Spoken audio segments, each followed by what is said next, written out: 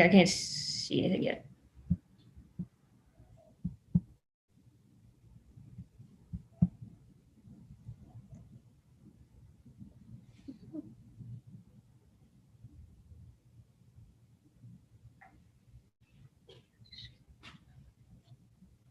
We're good to go? Okay, excellent. Well, I'm sure that we will have folks start to filter in a little bit here. And this is our first time doing this with our new tech setup. So hopefully folks will be a little bit patient with us as we start to get all the pieces in motion. If you're tuning in and I haven't had a chance to meet you yet in person, my name is Sally Hudson, and I serve the 57th House District in Virginia's House in Richmond, in Charlottesville City, in Albemarle County. Usually, we would be getting together like this because the General Assembly was about to kick off next week. But this year, Virginia's House is going to be entirely remote. Because of the surge in COVID cases, we are going to be getting together on Zoom, just like people working all across the Commonwealth. And so we're going to get good at talking like this so that we can continue to engage with constituents just like we would if we could gather together in person. So if you are here tuning in on YouTube, feel free to drop a comment in the chat there. And if you're on Facebook, please do the same. And we will start rolling here. I'm going to tell you a few things that we had teed up to talk about first, but and then I will go ahead and answer any questions that you have coming our way. Give me just one sec before we do, so that I can make sure I've got all the pieces going here.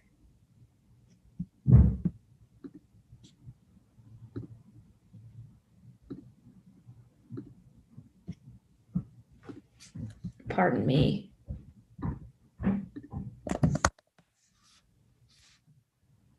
Hold on a second, folks. I got to get another piece there. Here we go. Excellent. There we are. Okay. And so we're going to get good at talking like this so that we can continue to engage with constituents. Okay. Sorry. Beautiful. First time doing this live. So we got this all going. Okay, great. Well then, thank you very much for tuning in, and we will go ahead and get rolling. Let me start by saying it would be remiss not to talk a little bit about where we are in history, especially here in our community. I know that we here in Charlottesville have more experience than we wish with the kind of violence that the world has been seeing from DC in the last week. And I think that that does mean that we have an obligation to talk a little bit about what we've learned in the last more than 3 years at this point. And I think that among the many things that we've learned, it's that none of this gets better if we don't talk about it.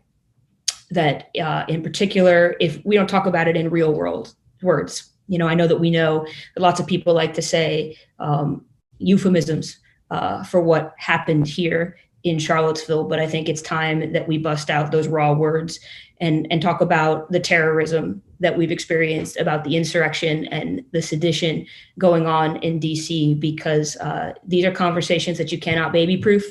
They don't get better if you sand the raw edges off the corners. And so that's 100% what is going on in DC. It's the same kind of violence and terrorism that we saw in Charlottesville now 3 years ago. And so please count me among those who supports taking every decisive action that sitting elected officials can to make very clear that this kind of behavior will not be tolerated from people who have been endowed with public trust. So in DC, that means impeachment, and if not impeachment, then the cabinet exercising its constitutional authority to remove the president from his position, despite the fact that there are only a few days left in his term. I think we all understand that if there are not consequences for this behavior, then there will only be copycats. That's a federal level. I can't do anything direct about that, but as your representative in our state legislature, please also count me among the members who supports expelling those in our body who participated in those events. I don't think that we can give any quarter to undermining our democracy in the General Assembly either. We have standing members of the House and Senate who refuse to accept the duly elected winners of the elections that we run here in Virginia. And I don't think you can continue to hold your seat if you don't believe in the system that put you there in the first place. So with all of that said, let me talk a little bit about where we are specifically now in our calendar here in the spring of 2021. It is January 10th. And come Wednesday, we will be starting off the General Assembly session for this coming week. It really genuinely feels like we just left Richmond, despite the fact that it's been months at this point. There has been no shortage of things to occupy our attention in that time.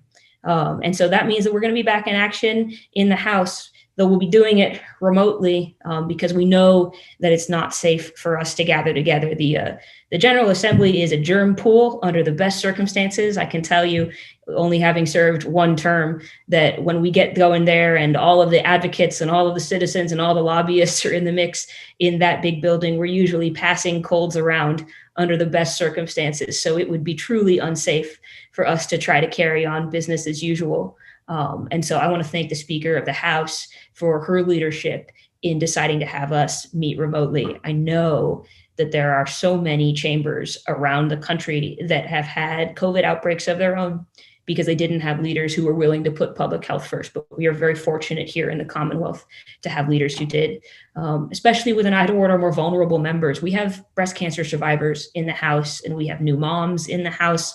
We have people who had surgery in the last year in the House. And so all of those people need to be safe and sound too. And so I'm very glad that we'll be able to meet from afar. That does mean it gets a little bit more difficult for me to talk with all of you. And so I appreciate all of you being willing to tune in this way. Let me tell you just a little about how the next month and a half is going to work, because that's how long we have for the General Assembly this year. Virginia has people like me who serve in the House who are elected for 2-year terms. And the first year of our term is what we call a long year. In the even years, we meet for 2 months. But in the odd numbered years, like 2021, we have a short year. And in a short year, we only meet for 46 days, 6 weeks or so. And so that is what we are gearing up for in the next month and a half. And so we are going to be meeting in what is really a breakneck sprint. There are other legislatures around the country who will be meeting for months this spring, but we only have 6 weeks really. And under these circumstances, especially when we're not able to meet in person, which is frankly more efficient, we have also decided to have a more condensed docket so that we can focus and keep our priorities very narrowly tailored to some of the most urgent concerns confronting the Commonwealth. The upshot of that is that each of the delegates is only permitted to carry 7 bills this year in a short session, which means that we have to get really serious about our priorities and choose to put some things on the docket and then also to choose to leave some others behind. And I can tell you that has been the hardest part about preparing for this year's session, is not deciding what to carry, but really deciding what not to carry. We have had really tremendous ideas brought to us by citizens and advocates and neighbors and residents of all stripes about good things that we could do for our community. And it's been really hard to say that we only get 7. But I wanted to start tonight by talking to you about the 7 that I've chosen. I hope you feel like they resonate with your priorities as important things for us to be doing right here and right now in Virginia. So my top priorities for the coming session are largely geared toward our economic recovery. Things like unemployment and evictions and utility bills. I care about making sure that we're keeping people in safe homes, because the motto of 2020 has been stay safe, stay home. And you can't do that if you don't have one. And so I'll be carrying legislation to help prevent illegal evictions in Virginia so more folks can be staying in their home. I'll also be carrying legislation to lower the cost of electricity bills for Virginians, because right now we have lots of people who are barely able to make ends meet. The Urban Institute put out a survey published just today that said that something like 15% of renters are struggling to make their utility bill and struggling to make rent as well. And so I think it's really urgent that we provide them with protection from eviction and relief from overdue costs, which have been mounting in Virginia for a long time. As many of you know, I'm an economist, and specifically I'm a labor economist. And so that's why I will also be prioritizing work on reforming our unemployment insurance system. I don't know if any of the folks who are tuning in tonight have had this experience, but if you haven't, I'm sure you've heard the number one thing that I've heard from constituents in the last year is that they were waiting on their unemployment check from Virginia. Like states across the country, Virginia has really struggled to keep pace with providing payments to the people who need it, who found themselves out of work. And so that's also one of my top priorities. As you may have seen, there was a solid article in the Daily Progress today from one of our fantastic local reporters who was talking about the work that we can do to get checks out the door faster to people in need, because unemployment payments are a crucial part of our social safety net and our economic recovery. They ensure that while there are a lot of people out of work and a lot of businesses that aren't safe to operate, that we can still continue to help all of our residents pay the rent and groceries, and keep the wheels of our economy churning while we navigate our way through this latest surge. So those are my top three priorities: unemployment, evictions, and electric bills. And then in addition, a few more that I think are really important for the Commonwealth right now as well. One of them is retiring the coal tax credits that we've been using to prop up the fossil fuel industry in Virginia for far too long. I think at the same time that we are lowering the cost of the next generation of clean energy in Virginia, we also have to stop investing in the dirty energy of the past. And Virginia has given close to $300 million in coal tax credits out in the last decade, which is money that we should be pouring into investments in our future. So I think of those projects as going hand in hand in lowering the cost of energy and in divesting from the fossil fuels of the past. So that's number 4 for me. Number 5 and number 6 are both justice reforms to our criminal legal system. One of them is about ending the poverty trap of fines and fees that we mount on court defendants and incarcerated people, which so prevent many of them from transitioning back into a healthy, thriving economic future once they're released. So I'm working with colleagues of ours at the Commonwealth Institute and Delegate Don Scott, who's a defense attorney out in Hampton Roads area, on starting to unwind that system of fines and fees that keeps so many people knocked on their knees when they're really trying to get back on their feet. So that's one. The other big justice priority that I'm going to be pursuing in the upcoming session is defelonizing simple possession of drugs here in Virginia. That's sort of a mouthful, bit of a jargon mouthful, but it's worth unpacking just a bit. There are 2 classes of crimes I think most people know: felonies and misdemeanors. A felony is something that can carry a jail term of more than a year. A misdemeanor in Virginia is something that carries a jail term of less than a year. So right now, if you are caught with simple possession of drugs, whether it be a heroin or cocaine or crack, not with the intent to sell or distribute, but just, with a small amount for personal consumption, in Virginia, you can still be sentenced to a decade of prison time. I think all of us know, as we're starting to get more serious about what does real support for people with substance abuse disorders look like, that's not actually the way you help anyone on the road to recovery. And so the bill that I'm going to be introducing would end felony punishment for possession of any controlled substance in Virginia, cap it at a misdemeanor, with the goal of actually moving us toward exploring alternate models entirely. The state of Oregon has completely decriminalized drugs of all stripes so that they're getting people out of jail and into substance use treatment. I think this is a critical part of beginning to end the war on drugs and unwind our system of mass incarceration, because people who are struggling with substance abuse, they need economic support, they need jobs, they need connections to their community, they don't need cages. And so that's, I think, is one step that we can take now. And as I said, there's a second bill that I'm introducing, which will start to study the future of decriminalizing drug possession entirely in the Commonwealth. Let me say, by the way, for those of you who might just be joining us now, please, if you're on YouTube, if you're on Facebook, go ahead and drop a comment if you've got questions about these so that I can answer them as we go. So that's 5. I think I just gave you 5: unemployment, evictions, energy bills, coal tax credits. No, that's 6. Coal tax credits, and then 2 on justice, 1 on fines and fees and the other on drug possession. Last but not least is another overdue measure here in Virginia, this one when it comes to healthcare. A lot of people don't realize until they find themselves out of work and forced onto our state health insurance exchange because they lost their employer provided coverage, that Virginia has a lot of restrictions that other states don't on what your state health insurance plan can cover. If you currently purchase your health insurance from the state marketplace, then you are not entitled to the full suite of reproductive healthcare services. In particular, your healthcare plan can't cover abortion. And abortion is healthcare.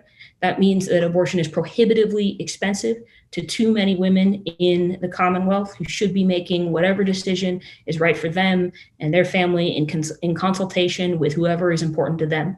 And so I will also be carrying a bill to end the prohibition on abortion care coverage here in Virginia for people purchasing their plans out on our state exchange. So that's 7, unemployment, evictions, energy, coal tax credits, fines and fees, drug possession, and then abortion coverage on our state exchange. If you're tuning in, I hope, and you're a resident of the 57th district, I hope that you feel like those bills reflect the priorities that you elected me to deliver.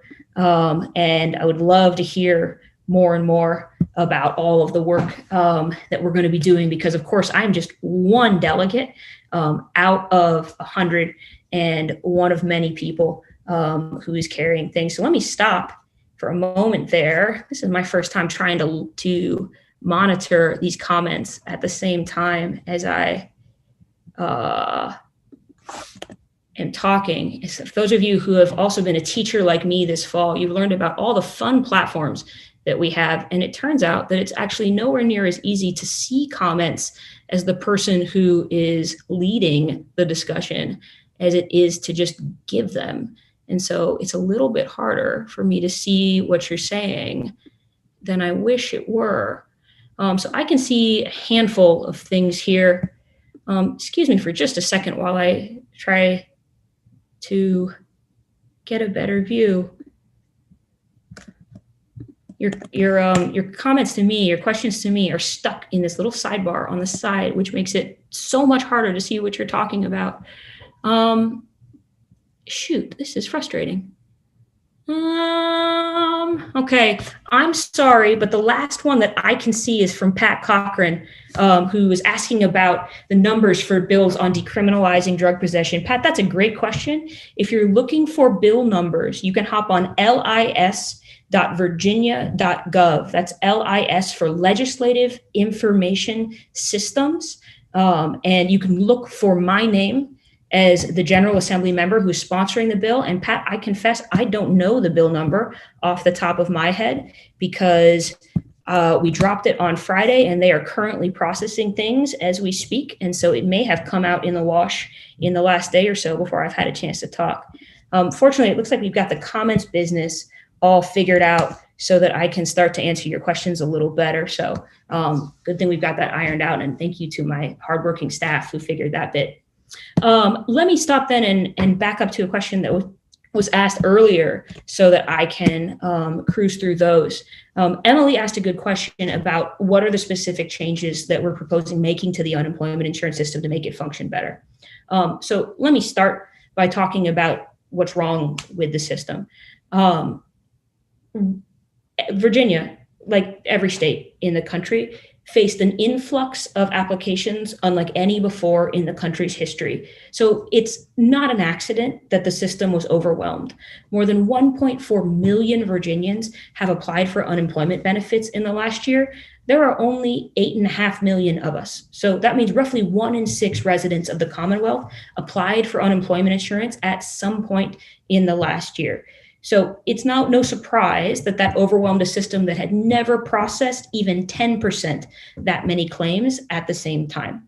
So it's reasonable that the state could have been overwhelmed for a bit, for a week or two, for maybe even 3 or 4, while all of us were trying to get our bearings around the COVID crisis in those early days.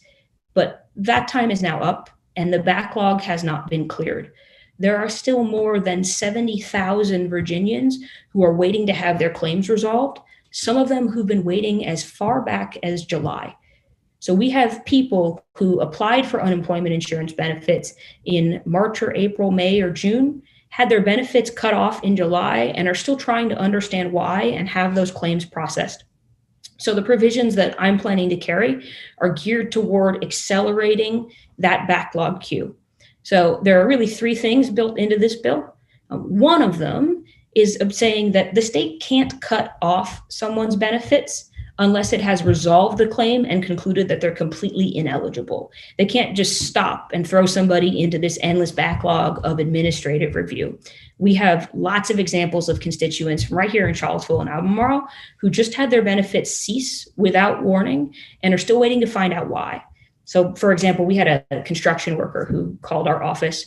He had applied for unemployment in March or April, and then suddenly they stopped after about 3 weeks, and he sat in the queue for 4 months on into the summer until he finally got pulled up to the front of the line, and the Virginia Employment Commission told him that the reason that he'd been cut off from his benefits is that there was a mismatch between the earnings he'd reported on his application and the earnings that they had on file for his work history in the past. And your unemployment check is based on how much you'd earned in the past. So it makes sense that they were checking that.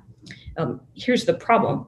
He had voluntarily reported income that wasn't in the state system for good reason. He was a construction worker, and every once in a while he works handyman gigs. And so he had some contractor income, which was being reported to the feds properly, but wouldn't naturally show up in the state payroll system because it's not subject to payroll tax.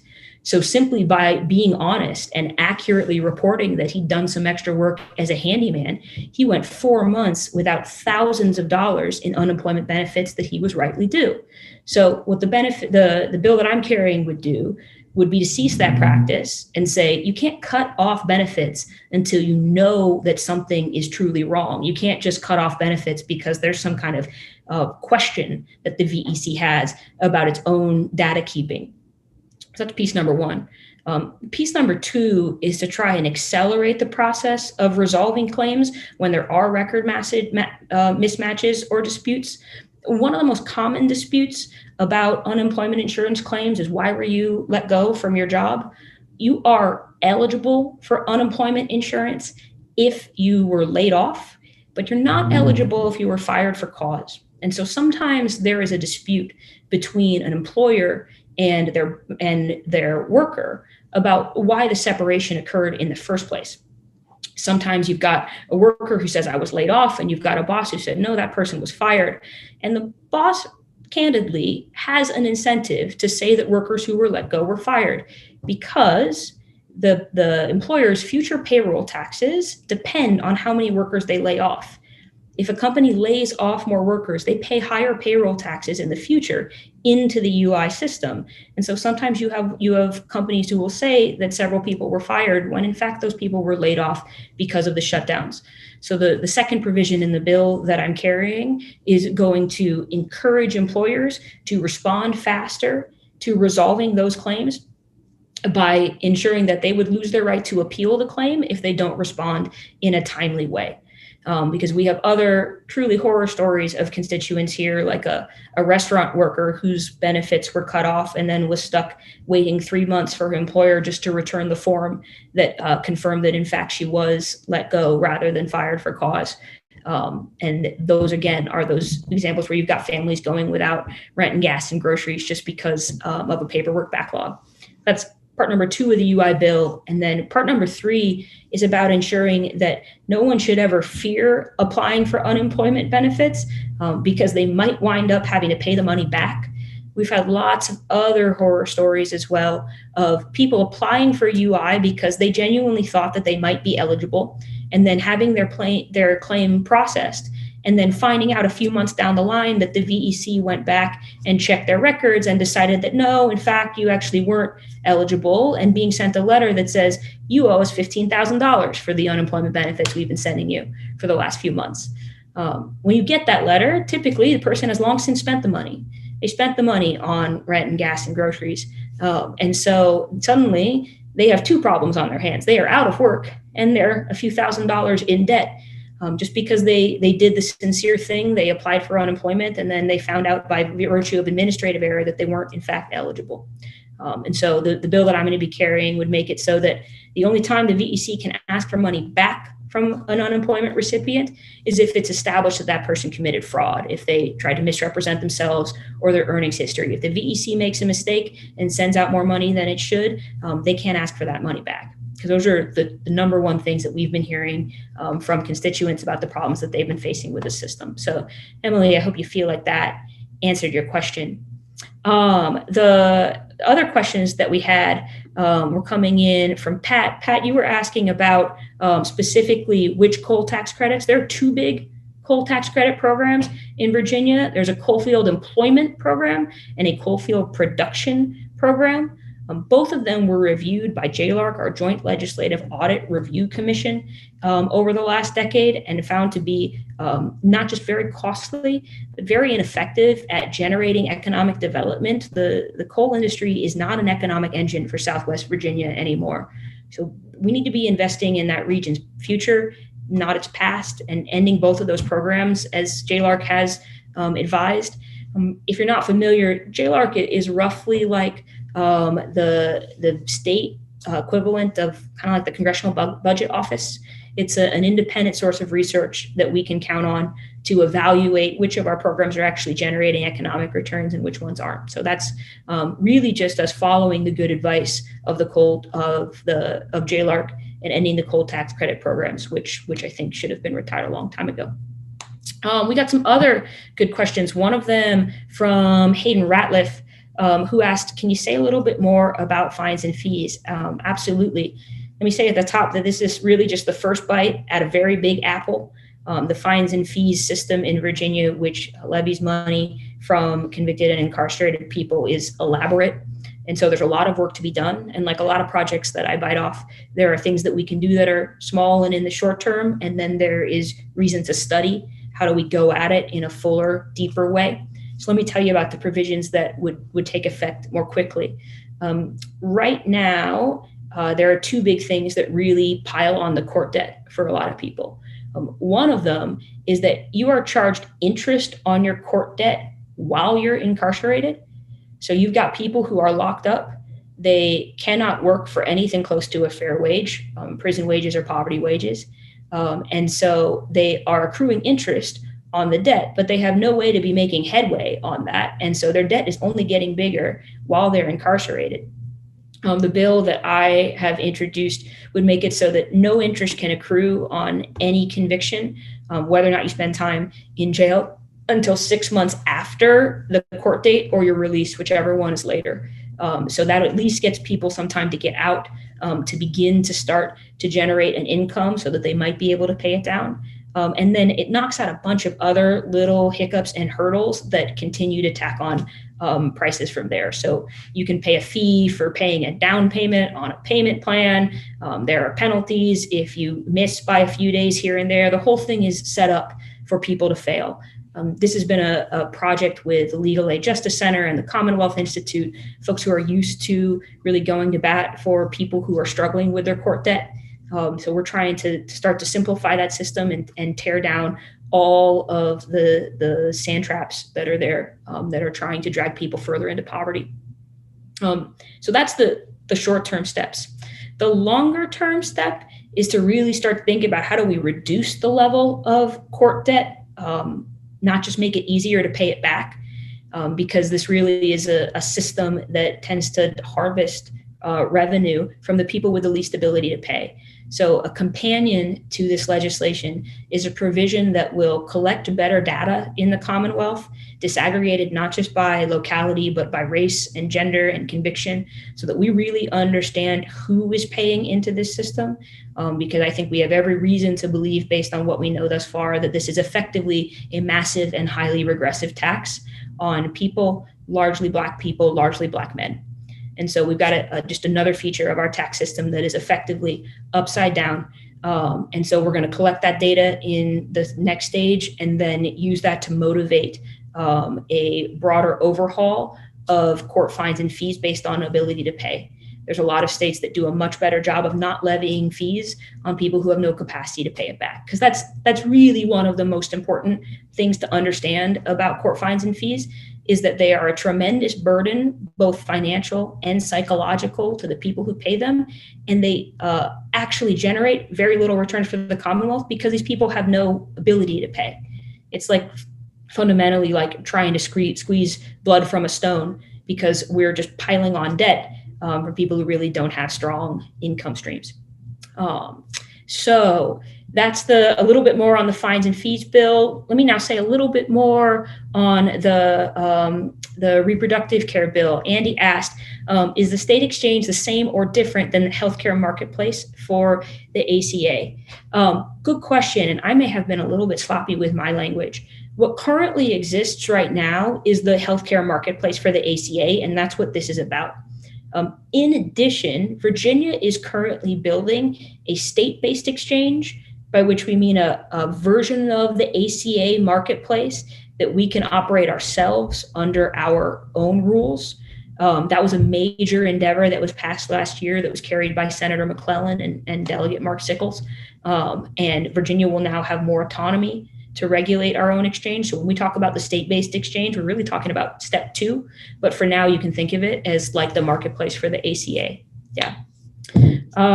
Darius was asking while I was talking about all of this about, will you be funding treatment while decriminalizing, defelonizing? Darius, that's a great question. The answer is yes, sort of. And let me tell you why it's a little harder than I wish it were.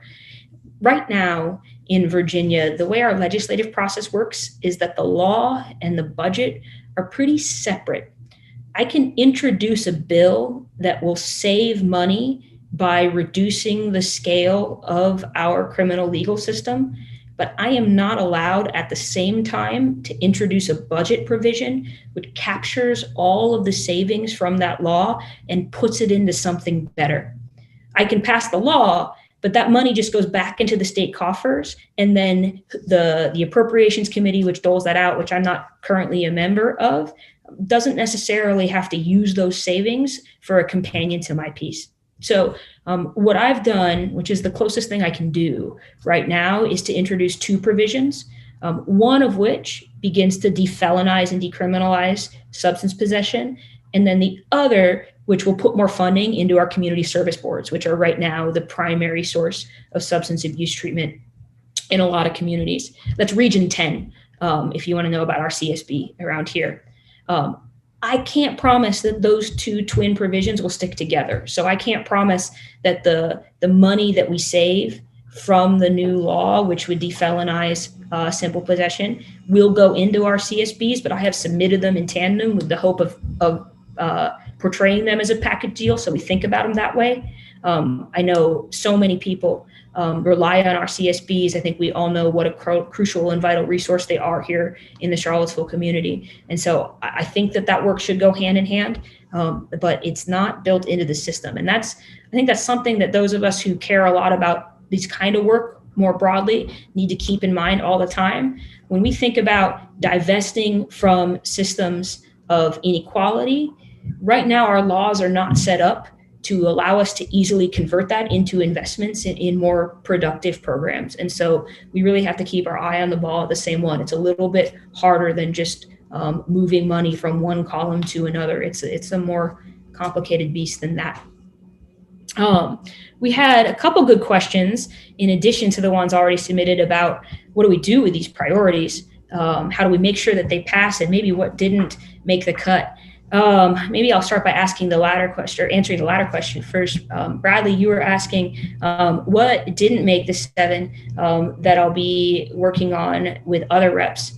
One of the things that I'm most excited to team up with some of my colleagues on is a suite of bills about reducing energy prices here in Virginia. So I am going to be carrying one, but there, as you may know, are a lot of provisions in our state code that have vaulted Virginia's energy bills to top 10 in the country. And so while I'll be carrying one small piece of that puzzle, there are 6 or 7 others that are out there that I'm going to be working with a coalition of bipartisan colleagues on to start to unravel. So while I couldn't carry all of those myself, I'm excited to be supporting my colleagues in that broader effort.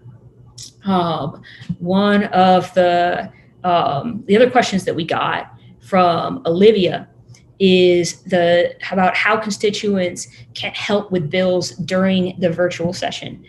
So this is a really good question because all of us care about how do we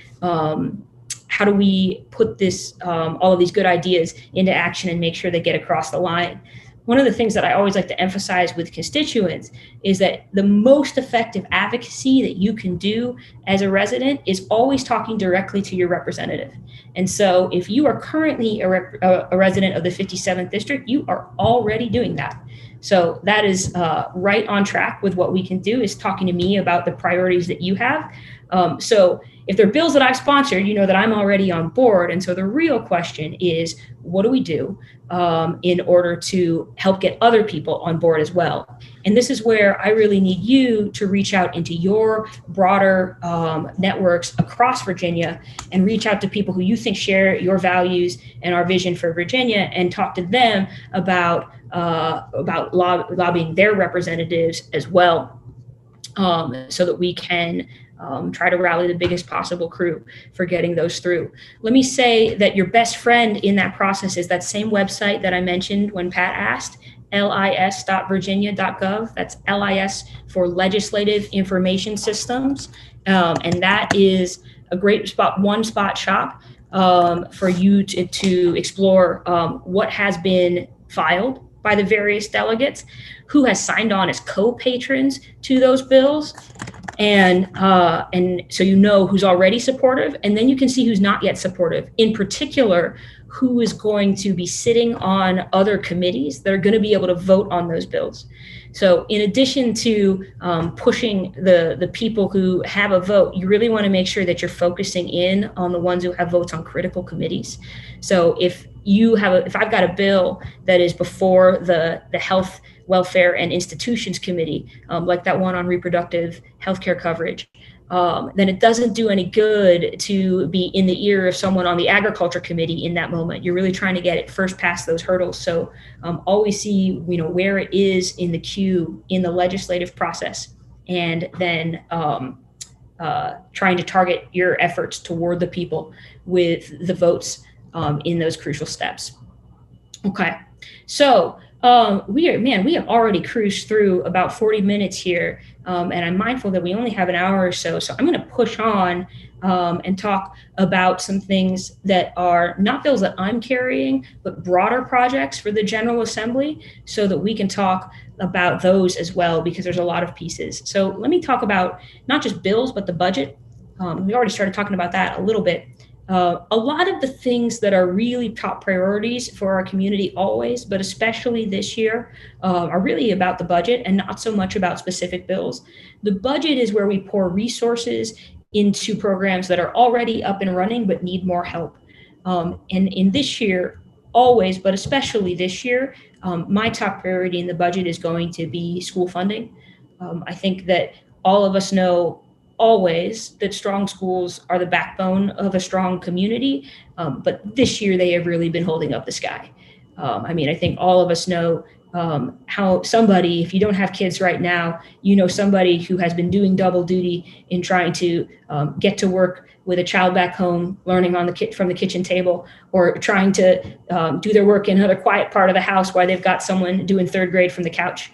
And so we really need to be pouring everything that we can behind our educators, not just our teachers, but the vital staff and administrators who make it all go, because we need to be, as soon as it's safe, to be getting our kids back into our schools, and then to be doing a lot of catch up, because we're hearing from a lot of educators that there are kids who are not on track with where they would be under normal circumstances.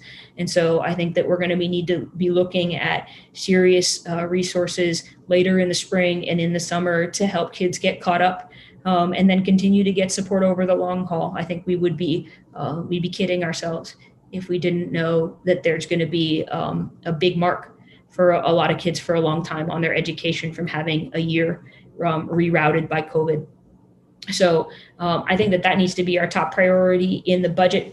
Let me also say alongside that, that in addition to our school funding, a lot of which is going to be coming down from the federal government now that we've got better partners in DC, there's all of the support services around our schools that have also been chipped away at over the years. So that includes mental health therapies and therapeutic day treatment, the many other partner programs that interlock with our education system that give all of our students and our educators the resources that they need to thrive. Alongside that, as we think about the broader components of our healthcare system, there are really critical healthcare workers for vulnerable populations of all types, whether they have developmental disabilities or substance abuse challenges that are long overdue for a raise.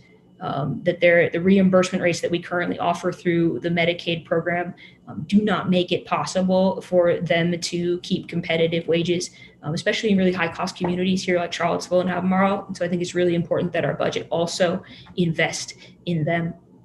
While we're talking about health, that's a good time for us also to talk a little bit more about COVID more broadly, because more information is coming out every day from the state about what the next wave of our COVID recovery is looking at, which is the broader vaccine rollout. I hope all of you who have been hanging out on social media have seen some of the good news pouring in as you see pictures from some of your favorite local nurses and doctors finally getting their vaccinations. I think that was such a welcome sight to see as we wound down 2020. So that has definitely been a bright spot of good news. That the vaccine is here at all in less than a year is truly a medical marvel and a sign of what we can do when there's international coordination to stop a threat. So that's the good news. The not so good news is that the same public health infrastructure, which was overstrained when COVID first hit, has not yet gotten much stronger in its ability to roll out the vaccine as efficiently as we would like. And so we really are still figuring out a lot of the mechanics of how do we get those shots out into people's arms so that we can vaccinate as quickly as possible. I hope that you all have seen the news by now that that here in the Charlottesville Albemarle community, we have converted the old Kmart over on Hydraulic into a mass vaccination center, which is where we will start and have already started distributing more of the vaccine at mass. So right now, we're still in what's called phase 1A of the state's distribution plan, which is geared toward healthcare workers and long-term care facilities. So that's why you've been seeing folks from UVA and from the Martha Jeff Hospital getting their shots right now. The next phase 1B, is going to be moving into that next orbit of people that we need to be vaccinated to keep our community ticking. So that includes people like first responders, our K through 12 and childcare teachers, essential workers of all stripes, including food and grocery stores, essential core manufacturing, the postal service, lots of people who work in shelters and provide those essential services for all of us. Those are going to be the core industries. And then also adults age 75 and older. So that's going to be the first wave of people that we prioritize in phase 1B. Know that we have a lot of wonderful people in our community to thank for their advocacy to ensure that phase 1B also includes a lot of really vulnerable populations. The Legal Aid Justice Center here in Charlottesville did tremendous advocacy on behalf of workers in food manufacturing facilities, of residents of jails and prisons, of migrant labor camps, of homeless shelters. So those people will also be included because we know that congregate living facilities have been unsafe since the dawn of COVID. And so in phase 1B, we've got all of those big three groups. We have people living in congregate care, we've got essential workers, and then we've got adults 75 and over. If you are in one of those groups, you can't get your shot right now, you can tell our local health district, the Blue Ridge Health District, that you're planning to. So if you hop on, if you Google Blue Ridge Health District, you'll find their vaccination plan there. And there are surveys that you can fill out to indicate your intention of getting vaccinated so they can start to gauge how many people they need and start to think about schedules. So if you're an individual 75 years of age or older, you can fill out the survey there. And if you are an employer in one of those essential industries, if you run a grocery store or if you run a child care center, you can also fill out a survey about your intention to get your workers vaccinated. So those are 2 things right now that you can help as we plan and try to move en masse. So that's phase 1B. And then phase 1C is going to be the next ring out of people who we want to be vaccinated. So that's going to include another set of workers in critical industries like transportation and food service and utilities. And then the next ring down of our elderly folks who we know are among the most vulnerable. So in the phase 1C band, we're going to be vaccinating elderly people between the ages of 65 and 75, and then also everyone between the ages of 16 and 64 with certain high-risk medical conditions. So I hope that makes you feel like you've got a little bit more to go on. As always, please hop on the Blue Ridge Health District's website to learn more. We are fortunate that they have really developed a fantastic newsletter that I highly encourage you to subscribe for so that you get this stuff delivered right to your inbox. They have gotten a good communication system going now, so you will know as soon as anyone does, as soon as that information is live. Let me offer one caveat because you will start seeing in the news that there are other parts of Virginia that are moving into phase 1B in next week. And that will not include Charlottesville, but I didn't want you to think that that phase 1B wasn't moving forward somewhere.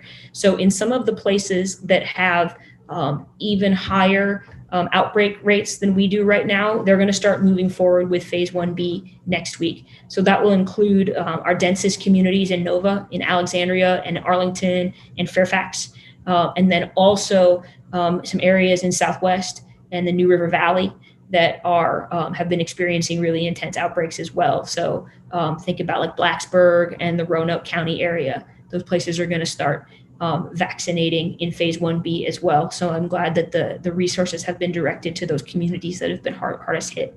But keep tabs on it because we really are trying to move this out as quickly as possible. The governor has set a goal of vaccinating 25,000 Virginians a day for the first waves here. And that is in keeping with using as much of our vaccine as we can. Right now, the federal government is sending us a little more than 100,000 doses a week.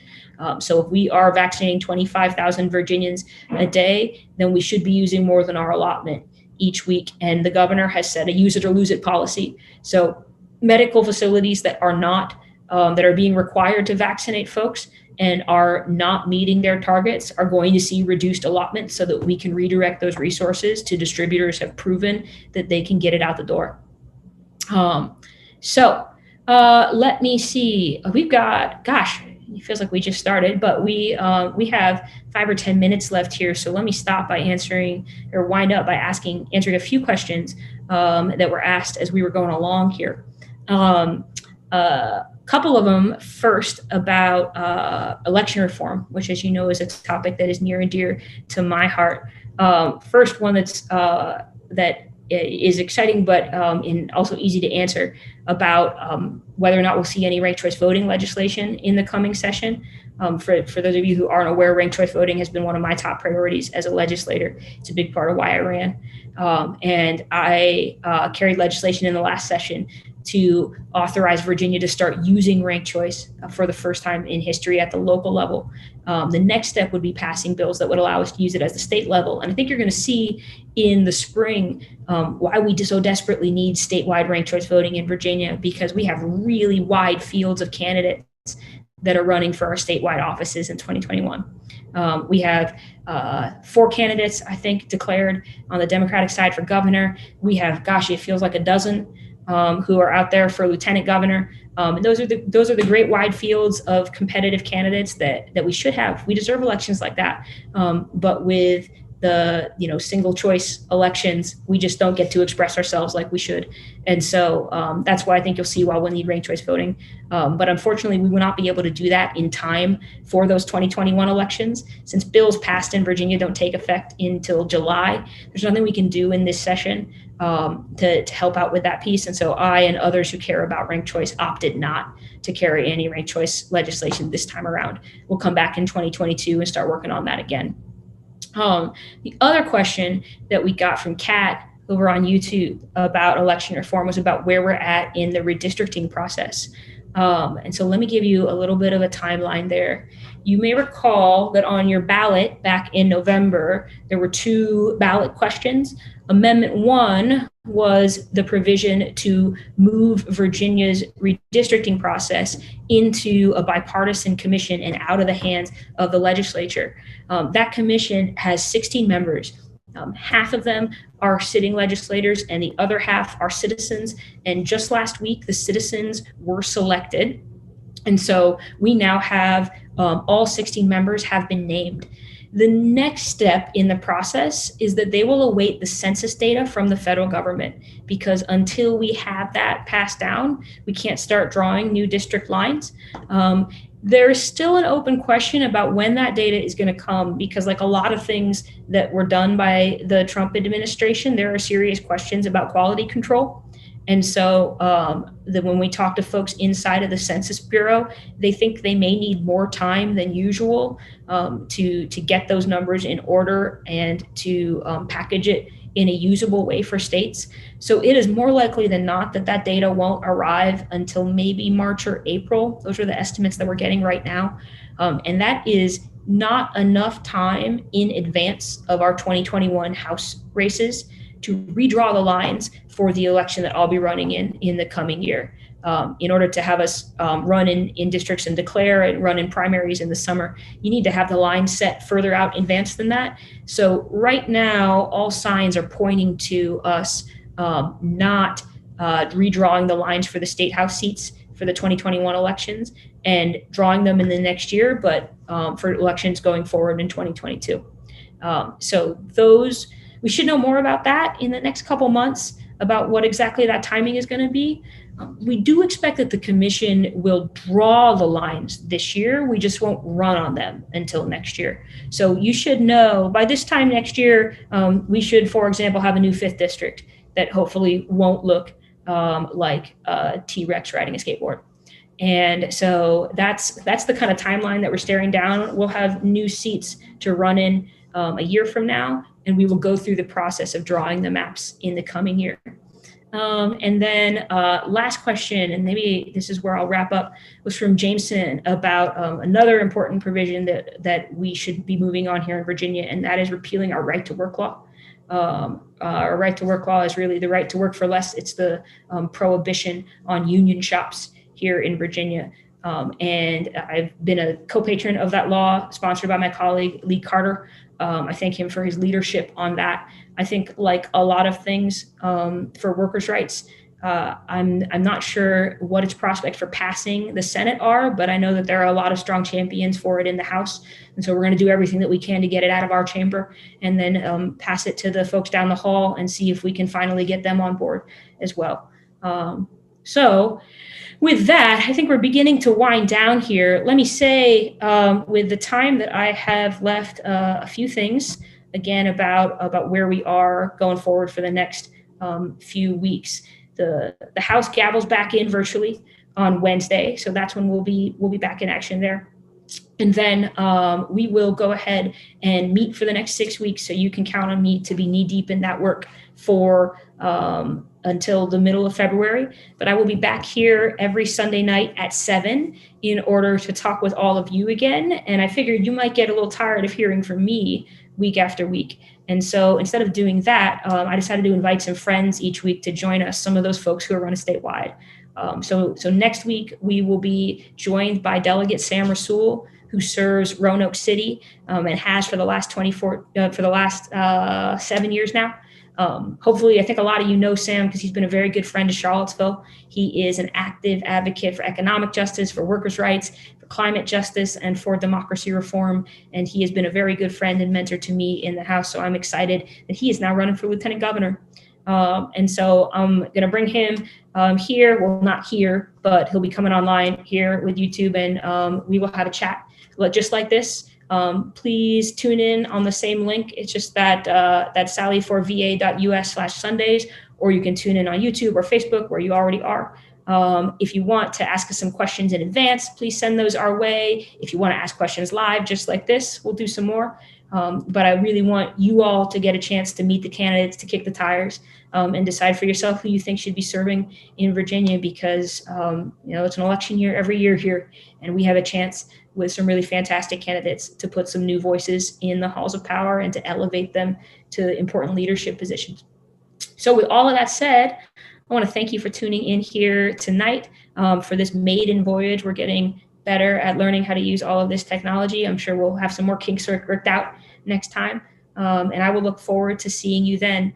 As always, if you've got more questions, if there's concern that you want to share, if you have ideas for work that we should be undertaking, please don't hesitate to drop me a line. You can reach out on Facebook, on Twitter, send me an email, hop on our website at sallyforvirginia.com. There are lots of different ways, hopefully, that you can find a way to reach out that works for you. Give us a call, send us a text, and we will get back with you soon. I will look forward to talking more with you next Sunday, and thanks for tuning in tonight.